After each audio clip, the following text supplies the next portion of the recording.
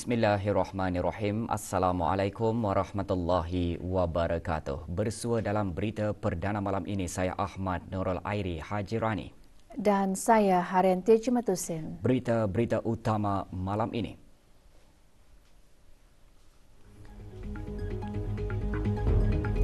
Negara Brunei Darussalam mencatatkan 111 kes baharu COVID-19.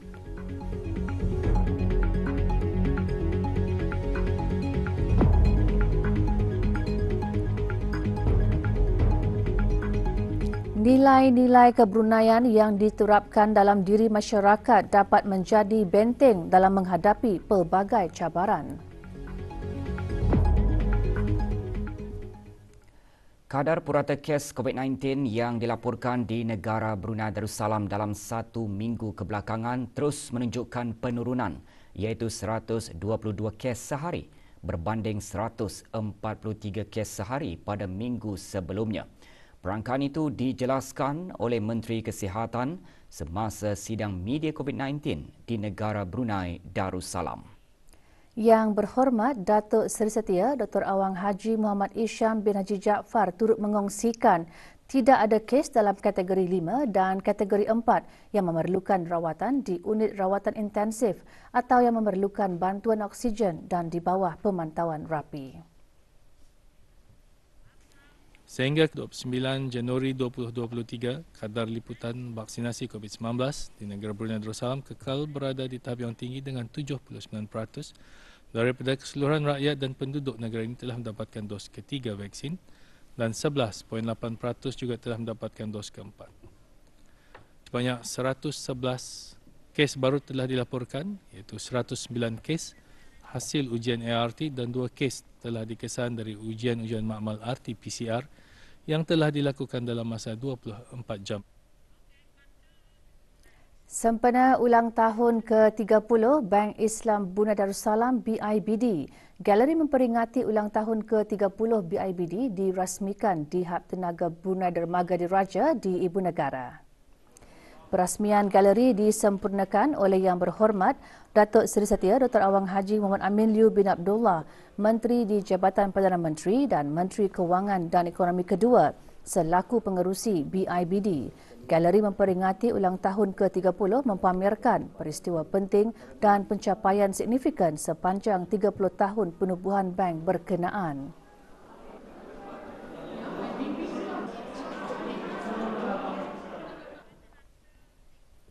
Kementerian Hal Ehwal Ugama bersama Badan Tanmiah Harta Majlis Ugama Islam akan mengadakan rundingan kerjasama dengan agensi-agensi berkenaan di negara Malaysia dan Republik Singapura dalam usaha Kementerian Hal Ehwal Ugama Negara Brunei Darussalam untuk memperkemas dan merealisasikan fokus strategik jaminan keselamatan dan kesejahteraan sosial dalam rancangan strategik Kementerian Hal Ehwal Ugama 2020-2024. Ia juga bertujuan mempertingkatkan integrasi rangkaian dan peluang kerjasama dalam bidang berkaitan zakat, wakaf, wasiat dan baitul mal. Kunjungan muhibah bermula hari ini hingga 7 Februari nanti. Rombongan Kementerian Hal Ehwal Ugama diketuai oleh Pengiran Datuk Seri Paduka Haji Muhammad Tashim bin Pengiran Haji Hassan, Timbalan Menteri Hal Ehwal Ugama, selaku Naib Yang di-Pertua Majlis Ugama Islam Negara Brunei Darussalam. Mereka berlepas meninggalkan negara petang tadi. Rombongan akan membuat kunjungan muhibah dengan Jabatan Perdana Menteri Malaysia, Majlis Agama Islam Wilayah Persekutuan, Majlis Agama Islam Selangor, Majlis Ugama Islam dan Adat Bersam Melayu Pahang, Majlis Agama Islam Negeri Johor serta anak syarikatnya dan Majlis Ugama Islam Singapura dan Persatuan Ulama dan Guru-Guru Agama Islam Singapura. Penubuhan Akademi Penulis Kanak-kanak dijangka dapat melahirkan generasi pelapis yang mampu menguasai penulisan dalam pelbagai genre. Berucap pada majlis penyampaian hadiah Peraduan Penulisan Sastra Kreatif dan Bukan Kreatif DBP 2021-2022, Awang Suib bin Haji Abdul Wahab, pemangku pengarah Dewan Bahasa dan Pustaka berkata, Akademi itu nanti akan menjadi penggerak dan pencetus dalam menggerak majukan industri penulisan di negara ini. Penyampaian hadiah disempurnakan oleh Pengiran Haji Muhammad Asnan bin Pengiran Haji Ali Hassan, Setiausaha Tetap Kebudayaan, Kementerian Kebudayaan Belia dan Sukan. 3 kategori peraduan penulisan menyasarkan golongan tertentu daripada peringkat kanak-kanak, remaja, belia dan dewasa.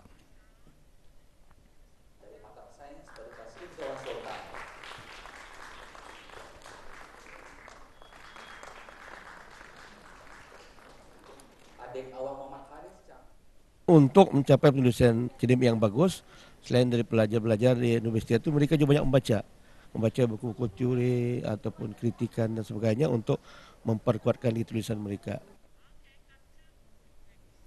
Untuk menjadi penulis kreatif setentunya menuntut kemahiran, penguasaan bahasa, dedikasi dan banyak membaca. Menerusi pembacaan yang meluas dapat membentuk pemikiran dan menjana idea-idea kreatif. Supaya dapat diaplikasikan kepada karya yang menjadi bahan untuk ditelitinya atau dikajinya. Jadi artinya ia harus menguasai, memahami karya yang diteliti, memahami teori yang digunakan dan fokus kepada apa yang ingin dibicarakan atau dibincangkan. Kalau Tani melihat perkembangan kritikan sastra di Brunei ini, banyak sebenarnya teori-teori yang lalu masuk, yang sebenarnya sesuai digunakan di karya-karya di negara Brunei Darussalam. Semakin tadi banyak baca, semakin banyak input ataupun kemasukan dari segala maupun bacaan dari luar, dalam negeri. Kan masa ini pun era digital. Negara masih dalam fasa pertama monsun timur laut iaitu cuaca tidak menentu dengan hujan atau hujan berpetir berlaku. Ikuti bahan beritanya selepas ini bersama dengan bahan berita lainnya.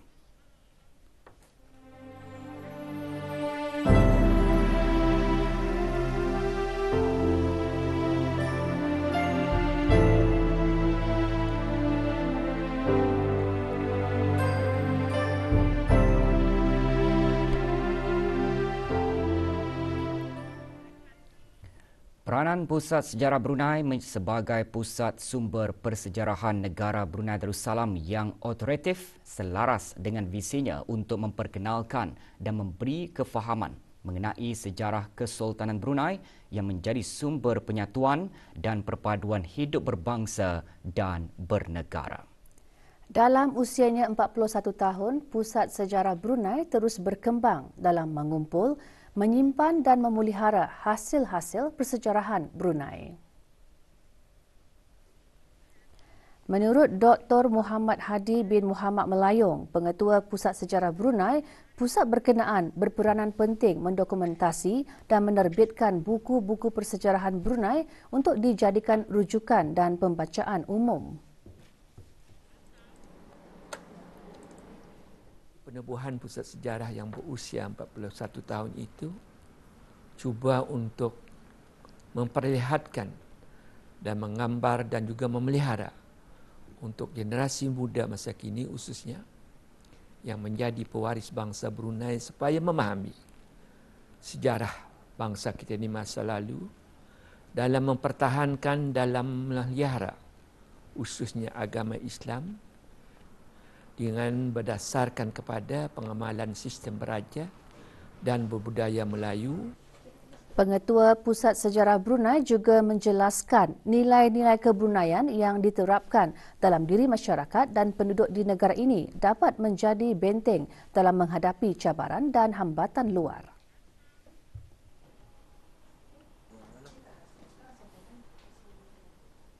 Nilai-nilai kebruneian ini adalah merupakan nilai yang mana untuk menjadi insan bangsa Brunei yang dirahmati dan diberkati Allah, iaitu sebagai insan yang sumul, yang patuh kepada Allah, patuh kepada Rasul dan patuh kepada pemimpin atau raja. Inilah merupakan acuan ataupun bentuk masyarakat Brunei yang akan kita ni wujudkan berdasarkan kepada acuan nilai-nilai Melayu Islam Beraja.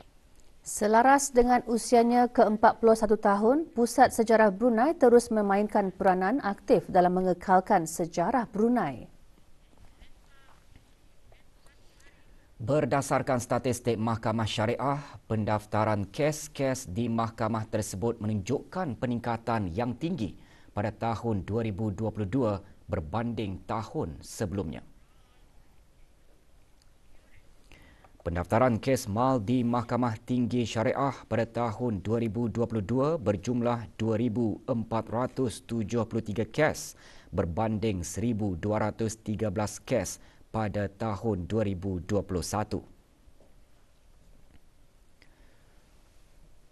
Pendaftaran kes mal di Mahkamah Rendah Syariah bagi seluruh negara pada tahun 2022 sebanyak 1,393 kes berbanding pada tahun 2021 sebanyak 957 kes. Kes jenayah di Mahkamah Tinggi Syariah menurun dari 205 kes pada tahun 2021 kepada 147 kes pada tahun lalu. Bagi kes jenayah yang telah didaftar di Mahkamah Rendah Syariah seluruh negara pada tahun 2022 sebanyak 429 kes berbanding 225 kes pada tahun 2021.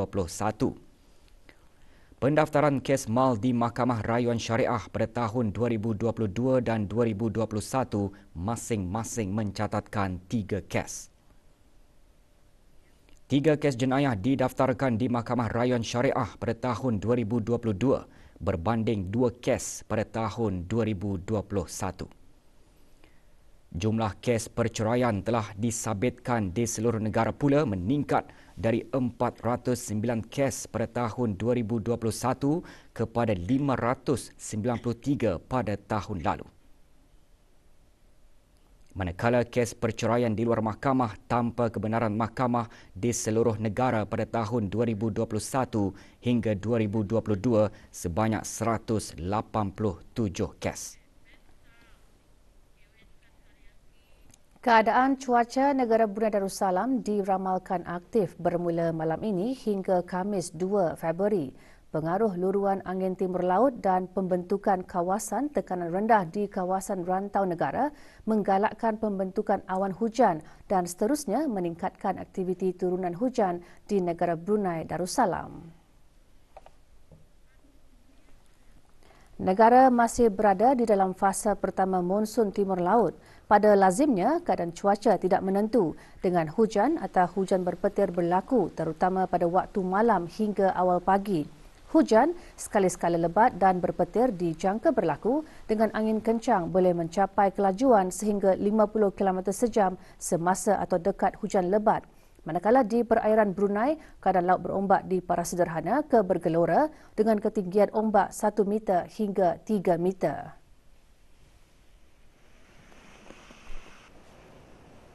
Orang ramai disaran untuk mengambil langkah awal akan kejadian cuaca aktif yang diramalkan berlaku. Risiko kejadian pokok tumbang dan tanah susur boleh berlaku semasa hujan lebat dan keadaan berangin. Terdapat juga risiko berlakunya banjir kilat terutama di kawasan rendah dan mudah banjir serta di kawasan berdekatan tebing sungai semasa hujan lebat dan semasa kejadian air pasang. Keadaan laut juga berbahaya bagi semua operasi bot kecil, aktiviti rekreasi dan sukan laut. Orang ramai dinasihatkan supaya sentiasa peka dengan ramalan, nasihat dan amaran cuaca terkini yang dikeluarkan oleh Jabatan Kaji Cuaca Brunei Darussalam.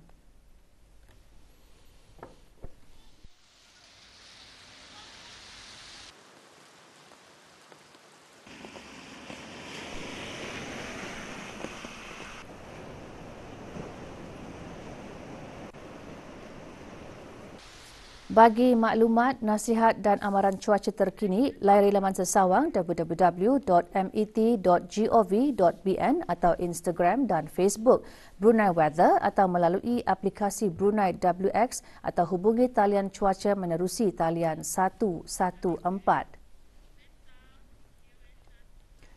Pusat Pendermaan Darah Hospital Raja Isteri Pengiran Anak Soleha memerlukan semua jenis darah dengan segera memandangkan tahap bekalan darah di hospital berkenaan kini masih di tahap yang rendah.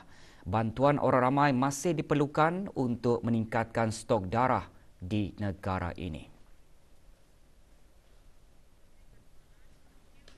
Kementerian Kesihatan dalam siaran medianya memaklumkan orang ramai yang ingin menderma darah bolehlah berkunjung terus ke Pusat Pendermaan Darah Hospital Raja Isteri, Pengiran Anak Soleha bermula pukul 8 pagi hingga 11.30 pagi dan 1.30 petang hingga 3.30 petang pada hari-hari bekerja sahaja. Dalam pada itu, Pusat Pendermaan Darah Jabatan Perkhidmatan Makmal Kementerian Kesihatan akan mengadakan kempen derma darah esok 31 Januari 2023 dari pukul 9 pagi hingga 12 hari di Institut Pendidikan Teknikal Brunei IBTE Kampus Agroteknologi Kampung Wasan. Kempen merupakan anjuran IBTE Kampus Agroteknologi. Pada 1 Februari, Dewan Bahasa dan Pustaka Kampung Pandan Kuala Belait akan menganjurkan kempen darah di perpustakaan berkenaan bermula pukul 9 pagi hingga 12 tengah hari. Manakala pada 2 Februari, kempen akan diadakan di Dewan Multaka Lantai Bawah Bangunan Tambahan Kementerian Hal Ehwal Ugama Jalan Dewan Majlis. Anjuran Kementerian Hal Ehwal Ugama bermula pukul 9 pagi hingga 12 tengah hari. Pada 4 Februari, Perkumpulan Kebajikan Isteri dan Keluarga Polis Pekerti akan mengadakan kempen derma darah di Stadium Hassanal Bolkiah Ibu Pejabat Polis Gadong bermula pukul 9 pagi hingga 12 tengah hari. Kempen tersebut adalah dibukakan bagi penyertaan orang ramai. Tempahan slot derma darah melalui aplikasi BloodCard bagi kempen derma darah tersebut adalah sangat digalakkan. Maklumat lanjut hubungi Pusat Pendermaan Darah di talian 2242-424 sambungan 5745 atau sambungan 6001 atau sambungan 6002 atau WhatsApp 8775 745 atau email kepada bdcr@ipas@gmail.com dan ikuti Pusat Pendermaan Darah di Instagram bloodbank_repas atau Facebook bloodbankrepas.brunei.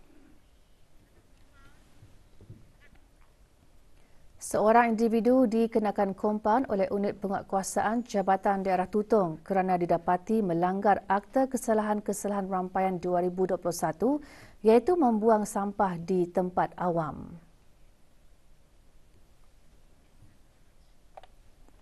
Imam Sutopo, warga negara Indonesia, dikenakan denda RM100 dan dikehendaki untuk menjelaskan kompaun dalam tempoh 7 hari. Jika gagal membayar denda tersebut dari tarikh kompaun dikeluarkan, boleh dihadapkan ke mahkamah dan jika sabit kesalahan, boleh dikenakan hukuman denda tidak kurang dari RM1,000 dan tidak melebihi RM3,000 bagi kesalahan pertama dan bagi kesalahan kedua atau berikutnya boleh dikenakan denda tidak kurang RM3,000 dan tidak melebihi RM9,000 dihukum penjara bagi satu tempoh tidak melebihi 6 bulan atau kedua-duanya sekali. Unit Penguatkuasaan Jabatan Daerah Tutong mengingatkan orang ramai, pihak syarikat dan pemilik premis perniagaan agar sentiasa menjaga kebersihan alam sekitar khususnya di kawasan premis perniagaan dan juga kawasan awam dengan tidak membuang, melonggokkan atau meninggalkan sampah sarap di tempat awam. Seorang pekerja warga negara asing dilaporkan lari daripada majikan. Fauziah, warga negara Indonesia berumur 36 tahun memegang nombor pasport C7680448. Sebarang maklumat mengenainya hubungi Balai Polis Tutong, Daerah Polis Tutong di talian 4221-206 dan talian kecemasan polis 993 atau mana-mana balai polis yang berdekatan.